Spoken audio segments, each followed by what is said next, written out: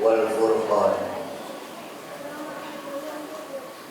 Wassalatu wassalamu ala asyrafil anam sayyidina wa maulana Muhammadin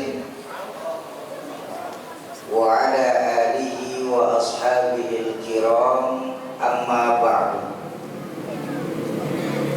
Hadratil mukarramun, para alimul ulama, para masyayikh, para asatiz dan ustazat, para hujjaj, para sepuh dan bini sepuh, nenek mama, cerdik pandai, wabil khusus imam rawatib Masjid Tawakal.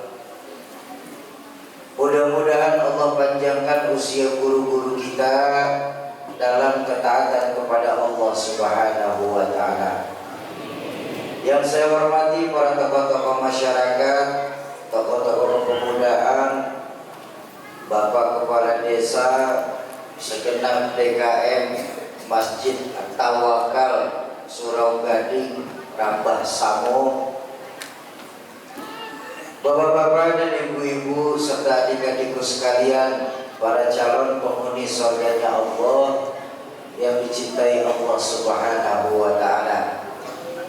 Alhamdulillah, malam hari ini setelah 3 bulan lebih kita mengalami pandemi yang bernama COVID-19, hari ini kita masih dikasih kesempatan nikmat sama Allah untuk menghadiri tabligh akbar di Masjid Tawakal ini.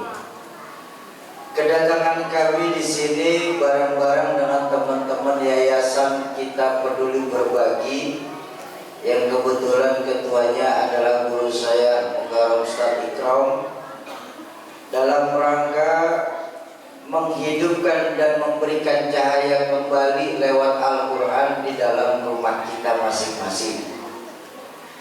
Dalam kesempatan berbahagia malam hari ini, saya hanya ingin menyampaikan sebuah hadis baginda Rasulullah SAW. Jadi Bapak Ibu sekalian, mohon maaf karena sekarang sudah jam 8 lewat 1 jam setengah.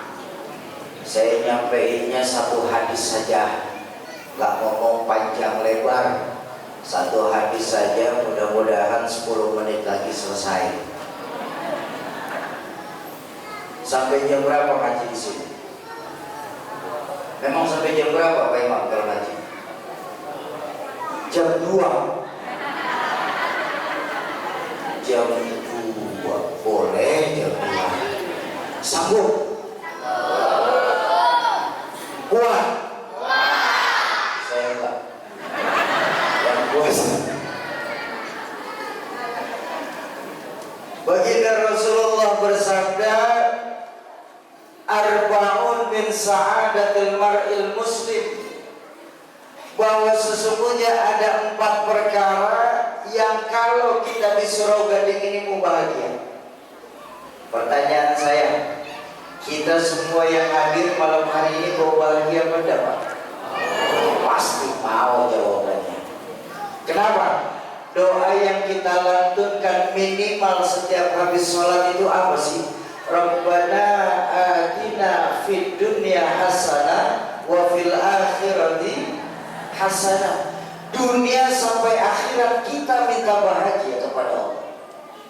Tapi pesan baginda Nabi, kalau kita mau bahagia, kita harus punya 4 perkara ini. Berapa perkara, Pak? 4 apa, Bu? 4 perkara. Perkara apa, Pak? Perkara 4. Pertama, kalau kita mau bahagia, pesan baginda Nabi itu, kita harus punya baitun wasi', punya rumah biar bagus asal besar. Loh, gak salah dong. Punya rumah bagus besar, kira-kira bahagia apa enggak, Pak? Bahagia. Tapi di mana rumah kita sesungguhnya, Pak? Oh, ternyata rumah kita adanya di hati kita, Pak. Betapapun besar rumah kita, miliaran kita punya uang, hektaran kita punya tanah, tapi kalau hati kita kecil, sempit rasanya itu rumah, Pak. Ayo kita tengok berapa banyak kita punya saudara yang tinggal di perumahan-perumahan besar, tapi yang tinggal di sana terkena yang namanya penyakit broken home, penyakit gak betah di rumah. Suami kemana, istri kemana, anak kemana, iya kan? Tapi kita tengoklah tetangga-tetangga kita ini di Serogading ini, Pak, rumah kontrak, masuk golongan makmur, rumah saja sama sumur, dia makmur itu.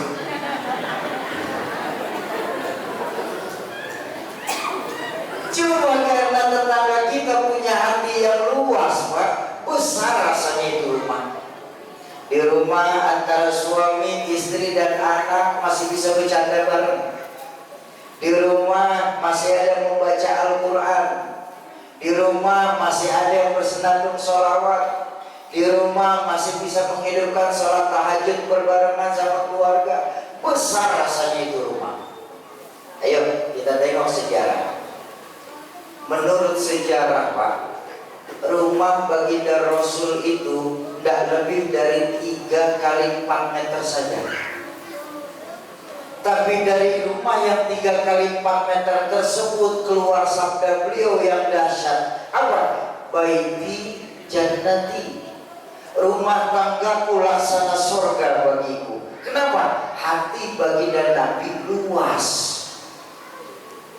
Ini sekarang yang celaka, sudah rumah kontrak, hati sempit. Kiamat sudah itu. Itu kena 2 penyakit, Bu. Susah melihat orang senang, sama senang melihat orang susah. Itu kalau orang kena penyakit itu sama gemuk jauh, Bu. Melihat orang senang susah, melihat orang susah senang.